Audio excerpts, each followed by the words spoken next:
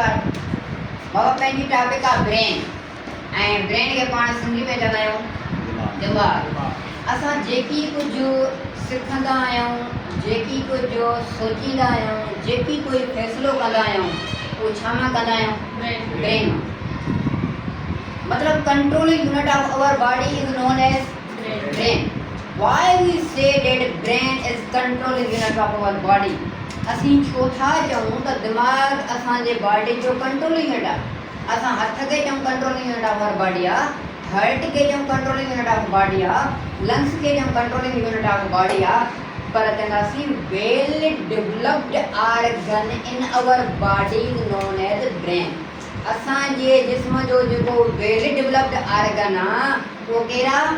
Brain आहे। तंहिंजे करे असां हुनखे छा था चयूं त controlling unit of our body. For example मिसाल तौरु मां तव्हां हिकिड़ो मिसाल ॾियां,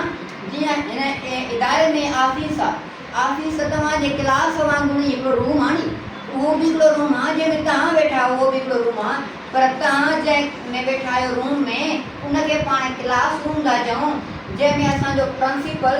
या जेको आहे मैनेजर वेठो आहे, मैनेजिंग डायरेक्टर वेठो आहे सॼे स्कूल जो, उनखे पाण छा था चऊं? ऑफिस।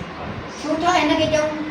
कि जेको आहे क्लास रूम हुनखे ऑफिस? छाकाणि त हिन इदारे जी जेका मेन शख़्सियत आहे, मेन कंट्रोलिंग यूनिट आहे, उहा शख़्सियत उते वेठी आहे, तंहिंजे करे उन रूम जो नालो असां छा था चऊं? ऑफिस। ऐं हिन साॻे ई रूम जो नालो चऊं था क्लास रूम। अहिड़े ई नमूने सां असांजी पूरी जिस्म में जेको वेल डेवलप्ड ऑर्गन आहे उहो कहिड़ा? ब्रेन आहे। सो we called brain is controlling unit of body. ऐं इहो कंट्रोल बि कंदो आहे, कोऑर्डिनेट भी कंदो आहे ऑल फंक्शन्स ऑफ बॉडी। असांजी पूरी जिस्म में जेके वाइटल हुजनि या जेको आहे non vital function, they all are controlled in our brain. So we called brain is controlling unit of our body. एतिरी ॻाल्हि सम्झ में अचे?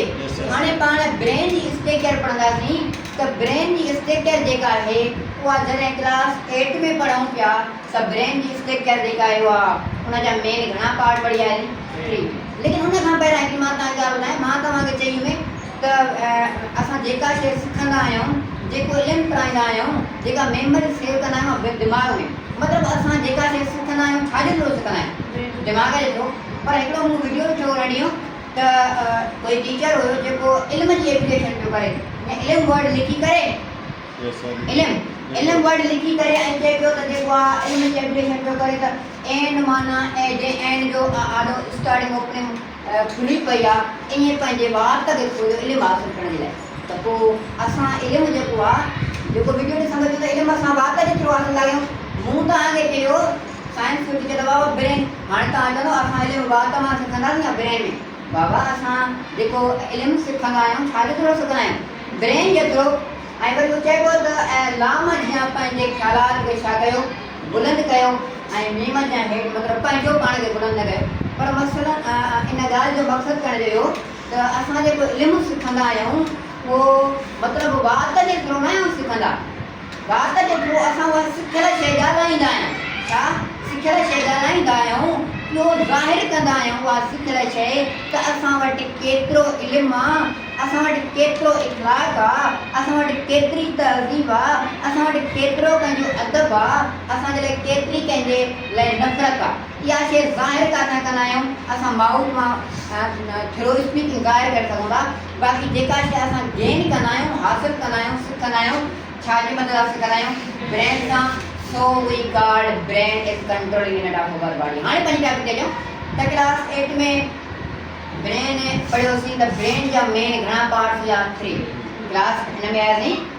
8 में त साइंस वारे पोर्शन में नर्वस सिस्टम जे हुन में पाण घणा पार्ट पढ़ियासीं? 3। वरी क्लास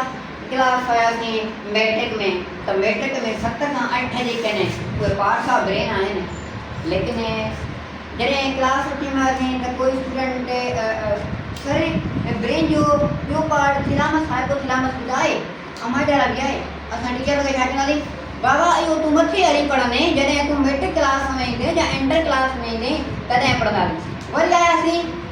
ऐं हिन में मैट्रिक क्लास में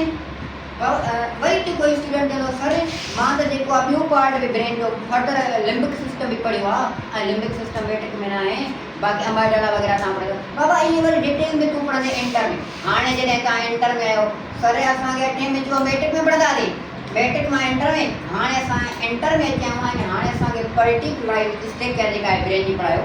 त जेकॾहिं असां पर्टिकुलर अपर पॉइंट जेकॾहिं ब्रेन जी स्ट्रक्चर जी स्टडी कंदासीं त ब्रेन 10 पार्ट मुश्तमिल आहे पर जेकॾहिं असां डीपली ब्रेन खे पढ़णु चाहींदासीं त ब्रेन जा घणा पार्ट आहिनि 607 पार्ट 607 पार्ट 607 हिसा आहिनि दिमाग़ जा जेके functional area which are known as functional areas जंहिंजो कमु आहे जिन जिन हिसनि जो कोई कमु वारा घणा हिसा आहिनि 607 हिसा पर इहो मोर डीपली आहे पर असां जेकॾहिं खणी चवंदा आहियूं जेकॾहिं डीपली स्टडी कयूं पाण अंडर क्लास लेवल ते त पोइ बि घणा असां स्ट्रक्चर पढ़ूं या 607 हिसनि मां जेके मेन हिसा आहिनि त चवंदासीं 50 12 to या 20 to 50 20 to 50 तव्हांजा शायदि हिन क्लास इंटर वारे में 17 to 18 पार्ट्स ऑफ डिस्कस कयल आहिनि त पोइ हुन करे जेके 20 खां 50 पार्ट्स जेके आहिनि उहे ब्रेन जा जेके आहिनि जेकॾहिं असां डिटेल स्टडी कयूं त घणा बेस्ट मोस्ट पार्ट घणा था 50 मतिलबु मेन हिसा जेके आहिनि 670 मां घणा आहिनि 50 आहिनि ऐं पाण जेका हिते बि डिस्कस कंदासीं उहा डिस्कस कंदासीं 50 पार्ट्स ऑफ ब्रेन घणा 50 पार्ट्स ऑफ ब्रेन 50 ब्रेन जा हिसा जेके आहिनि उहे हिते डिस्कस कंदासीं त पाण पर्टिकुलर पहिरियां त ब्रेन जी स्ट्रक्चर जी तरफ़ अचूं त ब्रेन जेकॾहिं असां नॉर्मल स्ट्रक्चर ॾिसंदासीं अञा सॉरी मूंखां हिकिड़ी स्ट्रक्चर ठाहिणु विसरी वियो आहे त ब्रेन जी जेकॾहिं असां ब्रेन खे ॾिसंदासीं त ब्रेन असांखे 2 रीजन्स में नज़र ईंदो हिकिड़ो हुनजो ॿाहिरियों अथव ॿियो हुनजो अंदरियों अथव हिकिड़े खे चवंदासीं आउटर कार्टेक्स रीजन जेके मेड्यूलर रीजन बाबा जीअं तव्हां किडनी में पढ़ी आहे त किडनी जा घणा रीजन ॿ हिकिड़ो मेड्यूलर ॿियो कार्टेक्स रीजन अहिड़े नमूने सां अञा हिते ब्रेन जी जेकॾहिं असां थर्ड स्ट्रक्चर बि ठाहियो आहे त ब्रेन असांजो 2 रीजन्स में छो आहे हिकिड़ो मेड्यूलर रीजन ॿियो कार्टेक्स रीजन जेको आहे असांजो मेन फंक्शनिंग जेका थींदी आहे मतिलबु असांजा ॿी ॻाल्हि हिकिड़ी त असांजो जेको ब्रेन आहे उहो 2 क़िस्मनि जे सेलनि जो ठहियलु हूंदो आहे घणनि क़िस्मनि जे सेलनि जो 2 क़िस्मनि जे सेलनि जो हिकिड़ा असांजा न्यूरल सेल्स माना न्यूरॉन सेल्स ऐं ॿिया हूंदा आहिनि न्यूरोग्लियल सेल्स जिनखे असां गिलियल सेल्स चवंदा आहियूं मतिलबु घणनि क़िस्मनि जे सेलनि जो ॿिनि जो हिकिड़ा न्यूरॉन ॿिया गिलियल सेल्स हाणे न्यूरॉन सेल्स जेके आहिनि उहे असांजी नर्वस सिस्टम खे ठाहींदा आहिनि लेकिन glial cells provide nourishment two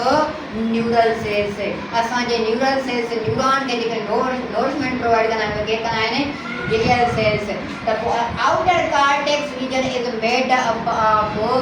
न्यूरोडेंड्रल cells मतिलबु कार्टेक्स रीजन में तव्हांजा न्यूरो सेल्स हूंदा पर उनजा कहिड़ा portions dendral portion dendral and cell body portion बाक़ी जेको हुनजो एक्ज़ॉन रीजन हूंदो उहो एक्ज़ॉन रीजन छा कहिड़े रीजन जे अंदरि मौजूदु हूंदो मेड्यूलर रीजन जे अंदरि कहिड़े रीजन जे अंदरि मौजूदु हूंदो medullar region and also glial cells are present in medullar region ऐं ब्रेन जे मेड्यूलर रीजन में न्यूरोग्लियल सेल्स मौजूदु हूंदा जेके नोरिशमेंट प्रोवाइड कंदा कंहिंखे न्यूरॉन खे and neuron is the largest and biggest cell of our body असांजे जिस्म जो वॾे में वॾो जेको सेल आहे कहिड़ो आहे न्यूरॉन पर वरी जेकॾहिं असां मेल फीमेल जो कॉन्सेप्ट ॾींदासीं त पोइ वॾे में वॾो सेल अथव एग ऐं नंढे में नंढो सेल अथव स्पम हूअं जेकॾहिं ॻाल्हि कयूं त वॾे में वॾो सेल न्यूरॉन ऐं नंढे में नंढो cell RBC red blood cell बाक़ी जेकॾहिं मेल फीमेल जो कॉन्सेप्ट अचे त पोइ एग ऐं स्पम जो असां कॉन्सेप्ट ॾींदासीं बाक़ी neuron is the largest cell of our body ऐं असांजे जिस्म जो वॾे में वॾो सेल आहे हाणे जेकॾहिं असां ब्रेन जी स्ट्रक्चर ठाहींदासीं त ब्रेन चवंदा आहियूं त असांजो ॿाहिरियों जेको रीजन आहे ब्रेन जो उनखे पाण छा छॾींदा आहियूं स्कल या क्रेनियम छा स्कल या cranium it protect our brain from injury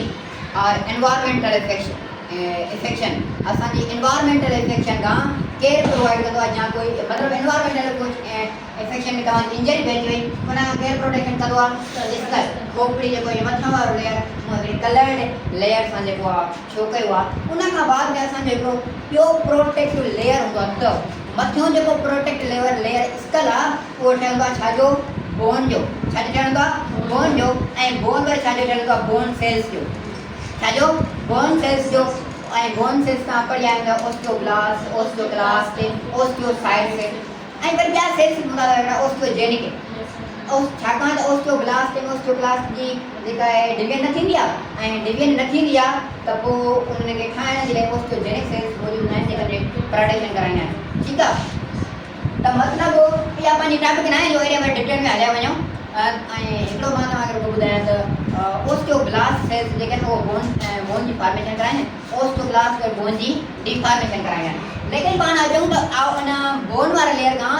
cranium layer खां ॿियो अंदरियां हिकिड़ो परदो हूंदो आहे जंहिंखे पाण छा सॾींदा आहियूं मेनिजिस छा सॾींदा आहियूं मेनिजिस हाणे इन मेनिजिस जा वरी घणा लेयर्स थींदा आहिनि टे घणा लेयर थींदा आहिनि टे हाणे उहे टे लेयर्स जेके हेठि डिस्कस कयूं था जेको ग्रीन कलर सां शो ऑफ कयल आहे that is known as dura mater that is known as dura mater ऐं ड्यूरामेटर खां अंदरियों जेको लेयर हूंदो आहे arachnoid mater that is known as arachnoid mater ऐं आर्कनाइटर खां जेको अंदरियों लेयर हूंदो आहे innermost layer that is known as diameter त पोइ घणा लेयर्स थी विया टे dura mater arachnoid mater and diameter लेकिन पाण हाणे ये टे लेयर असांजे ब्रेन खे बि प्रोटेक्ट कंदा उन सां गॾोगॾु स्पाइनल कार्ड खे बि मतिलबु असांजो स्पाइनल कार्ड हुन जो ॿाहिरां जेको हॾनि वारो फ्रेमवर्क हूंदो हुनखे वर्टिकल कॉलम ऐं अंदरियां जेको लेयर हूंदो मेनिजिस वारो उहो असांजे ब्रेन खे बि हूंदो प्लस में स्पाइनल कार्ड खे बि हूंदो त पोइ हाणे इन्हनि लेयर्स जो बि छा आहे कमु आहे प्रोटेक्शन करणु लेकिन पाण ॿी हिकिड़ी शइ पढ़ंदा सेरिब्रो स्पाइनल फ्लूइड जेको इन मेनिजिस लेयर जे पियामेटर ऐं आर्कनाइट मेटर जे विच में हिकिड़ो फ्लूइड मौजूदु आहे जंहिंखे असां छा चवंदा आहियूं cerebro spinal fluid which provide cushion मतिलबु जेके मतिलबु असांखे लचक प्रोवाइड कंदो and also protect our brain असांजो दिमाग़ जेको आहे उहो तमामु हसास आहे बनावट में उहो असांखे जेकॾहिं कोई इन्वायरमेंटल इफेक्ट थिए थो त फस्ट लाइन ऑफ प्रोटेक्शन जेको आहे कहिड़ा स्कल क्रेनियम ऐं उन खां बाद सेकंड लाइन ऑफ प्रोटेक्शन जेको आहे उहो मेनिजिस आहे ऐं मेनिजिस जा जेके टे लेयर्स आहिनि पहिरियों जेको हूंदो आहे ड्यूरामेटर जो थोरो सख़्तु हूंदो आहे ऐं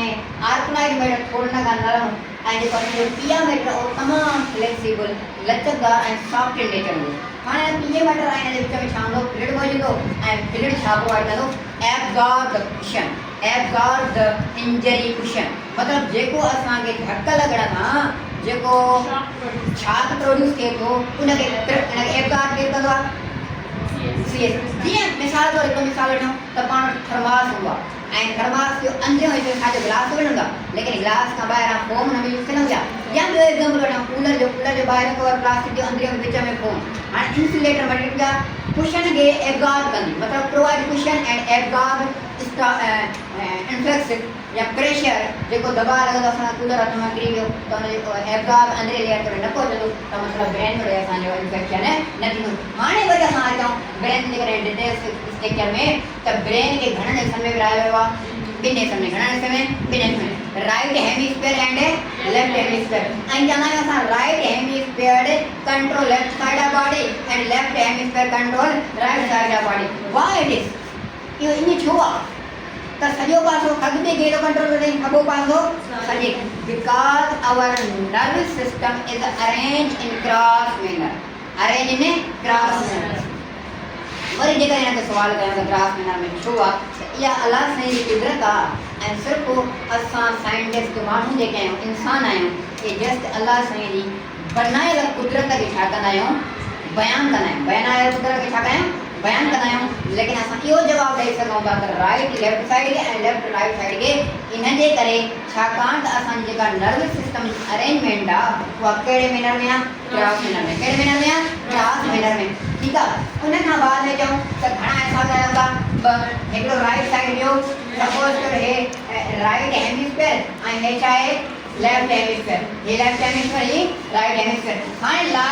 राइट हेमिस्फीयर ऐं लेफ्ट हेमिस्फीयर हिकिड़ी पर्टिकुलर लाइन या पर्टिकुलर रीजन खां जेके आहिनि उहे धार कया था वञनि की पर्टिकुलर सेक्शन जेके पाण छा चवंदा आहियूं corpus केलोसम connect the two parts of brain right hemisphere and left hemisphere and right hemisphere के पाण में छा थो कराए कनेक्ट थो कराए and also coordinate between them ऐं कार्पस कैलोसम जेको आहे इन ॿिन्ही पार्ट खे कनेक्ट बि करे थो ऐं इन्हनि जे विच में कम्युनिकेशन बि कराए थो, इनजे विच में बि कम्युनिकेशन कराए थो। हाणे चवंदासीं त वरी ॿ शयूं हिकिड़ो असांखे मिलंदियूं आहिनि, हिकिड़ो गायरस ऐं ॿियो सल्कस। गायरस ये जेको सफ़ेद एरिया आहे इन असांजे ब्रेन जे कोर्टिस में इनखे पाण छा चवंदा आहियूं गायरस, इनखे छा चवंदा आहियूं गायरस। ऐं हिकु गायरस ॿिए गायरस खां सेपरेट थियल आहे छाजी मदद सां सल्कस। सल्कस की लाइन आहे या स्पेस बिटवीन टू गायरस, ॿिनि गायरस जे विच में जेका स्पेस आहे उनखे पाण छा चवंदा आहियूं सल्कस, उनखे पाण छा चवंदा आहियूं सल्कस। हाणे सल्कस खे प्लीडर चवंदासीं सल्काए ऐं गायरस खे प्लीडर छा चवंदासीं गायराए। हाणे एतिरी ब्रेन स्टेशन सम्झ में अचे त घणा रीजन्स अथव ॿ, हिकिड़ो राइट ॿियो लेफ्ट ऐं उहे विच में हिकिड़ी पार्ट सां सेपरेट आहिनि कार्पस कैलोसम। छा कार्पस कैलोसम जेको राइट हेमिस्फीयर ऐं लेफ्ट हेमिस्फीयर खे ॻंढे थो। हाणे गायरस जो कमु छा आहे, गायरस जो कमु आहे to provide surface area for neural cells या for receiving information, for receiving sensor information. हाणे जेतिरी गायरस जी सरफेस एरिया वॾी हूंदी ओतिरी असांजी मेमोरी इनकेस या नर्व इम्पल्स या असांजी जेको आहे न्यूरल मैसेज तकड़ में ट्रांसमिटी ऐं ओतिरी मेमोरी जे अंदरि स्टोर थींदी। ठीकु आहे। हाणे उन खां बाद में सल्कस ऐं गायरस खे छा थो करे धार थो करे। हाणे पाण पर्टिकुलर रीजन जे कॾहिं ब्रेन ते ईंदासीं त ब्रेन पाण हिते पढ़ियासीं त मेन पार्ट घणा अथसि 3, fore brain, mid brain, hind brain. पर जेकॾहिं असां इनखे अञा वधीक डिटेल में पढ़णु चाहियूं त घणा रीजन अथसि 8। घणा रीजन अथसि मेजर बाबा मेजर 8, ईअं त 8 हिसाब विझंदा आहिनि, 12 हिसाब विझंदा आहिनि, 20 हिसाब विझंदा आहिनि, पर जेकॾहिं असां टिनि खां पोइ सेकंड स्टेप ते पढ़ूं त मेजर स्टेप घणा अथसि 8। ऐं मेजर स्टेप कहिड़ा कहिड़ा अथसि cerebrum, limbic system, diencephalon, mid brain, hind brain, ventricular system, protective structure and cranial nerve. लेकिन वरी हिकिड़ो पाण ॿी स्ट्रक्चर पढ़ियो त इंटर जे किताब में बि लिखियलु आहे त ब्रेन हैज़ 2 मेजर पार्ट्स। घणा 2 मेजर पार्ट्स, ॿ आम मिसाल कहिड़ा कहिड़ा, हिकिड़ो टेलेंसेफलन ऐं ॿियो डायनसेफलन। जेकॾहिं वरी असां इंटर जी किताब जो वठंदासीं त इंटर जो किताब जो अचे न ब्रेन खे फर्दर पहिरां घणनि वॾनि हिस्सनि में विरायो वियो आहे, ॿिनि में टेलेंसेफलन ऐं डायनसेफलन। त पोइ पहिरियों जेको आहे असांजो सेरिब्रम, त टेलेंसेफलन जे अंदरि अची था वञनि सेरिब्रम ऐं लिम्बिक सिस्टम। लिम्बिक सिस्टम ऐं जेको आहे सेरिब्रम ये कहिड़े पार्ट में था अची वञनि टेलेंसेफलन में, ऐं उन खां बाद सेकंड पार्ट जो छा अथसि डायनसेफलन। ऐं डायनसेफलन खां पोइ असांजो छा थो शुरू थिए मिड ब्रेन, ऐं मिड ब्रेन खां पोइ असांजो छा थो थिए हाइंड ब्रेन। ऐं हाइंड ब्रेन जे अंदरि असांजो स्ट्रक्चर सॼी वञनि ventricular system, protective structure and cranial nerve. ठीकु आहे। मतिलबु इहे असांजा 8 मेजर पार्ट्स ब्रेन जा आहिनि जेके पाण हिते डिस्कस कंदासीं। त पोइ जेकॾहिं असां पहिरें पार्ट ते अचूं टेलेंसेफलन, त टेलेंसेफलन जा घणा पार्ट आहिनि सेरिब्रम ऐं limbic system. What is cerebrum? हाणे जेकॾहिं वरी असां चवंदा आहियूं cerebrum is also known as forebrain, it is largest part of our brain. इहो असांजे जिस्म जो वॾे में वॾो हिसो आहे, पर वॾे में वॾे हिसे जो कमु छा आहे, it vital functions of our body are occurred in cerebrum. मतिलबु असांजे ज़िंदगीअ जा जेके आम फंक्शन आहिनि उहे छा जे अंदरि थींदा आहिनि सेरिब्रम जे अंदरि। पर इहो त असां लफ़्ज़ हिकिड़ो चई आहे, पर जेकॾहिं असां फर्दर हिनखे डिवाइड कंदासीं त फर्दर इन जा कुझु क़िस्म आहिनि, ईअं 2, 4, 6, 8 खां 9 हिसनि में वरी फर्दर सेरिब्रम खे विरहायो वियो आहे जेके साॻियो ई मेन वाइटल फंक्शन्स परफॉर्म कंदा। उन मां पहिरियों फ्रंटल लोब आहे, पर बाबा पाण पढ़ी आयासीं ऐं त जेको आहे मेजर पार्ट्स 4 चेन लोब्स में विरहायो हुया सेरिब्रम खे, पर फर्दर वरी अञा चेन खां वधीक बि मां तव्हांखे चयो 9 खां 10 पार्ट्स आहिनि छाजा सेरिब्रम जा। पहिरियों आहे फ्रंटल लोब जो कमु छा आहे थिंकिंग एंड प्लानिंग। मतिलबु असां जेका शइ सोचूं ऐं काई मनसूबाबंदी कयूं, कोई डिसीजन कयूं, कोई फ़ैसिलो वठूं, अहम मूवमेंट जेका थींदो आहे छाजे अंदरि थींदी फ्रंटल लोब जे अंदरि। उन खां बाद में जेको असांजो सेकंड आहे उहो छा आहे पेरिटल। छा हाणे पाण हेॾे ब्रेन वारे स्ट्रक्चर ते ॾिसूं न, ब्रेन वारे स्ट्रक्चर छा थींदो कहिड़ो फ्रंटल लोब, हीअ बात कहिड़ो आहे फ्रंटल लोब। बाबा इन वारो अॻियों वारो हिसो जेको आहे ही फ्रंटल लोब, हिन जो मथियों आउटर रीजन वारो जेको पहिरियों दिमाग़ जे असांजे अॻे हिसे खां हितां स्टार्ट थींदो, इन खे पाण छा चवांसीं फ्रंटल लोब, मतिलबु अहिड़ो लोब जेको असांजे फ्रंट साइड अॻी साइड खां मौजूदु हुनखे फ्रंटल लोब, ऐं फ्रंटल लोब में thinking and planning and decision थींदी आहे। उन खां बाद में असांजो सेकंड नंबर ते जेको आहे कहिड़ो आहे पेरिटल लोब। जीअं असांजो जेको आहे फ्रंटल लोब स्टार्ट थींदो त फ्रंटल खां पोइ असांजो छा थींदो पेरिटल लोब, मतिलबु हीउ मथां वारो कहिड़ो लोब आहे पेरिटल। हे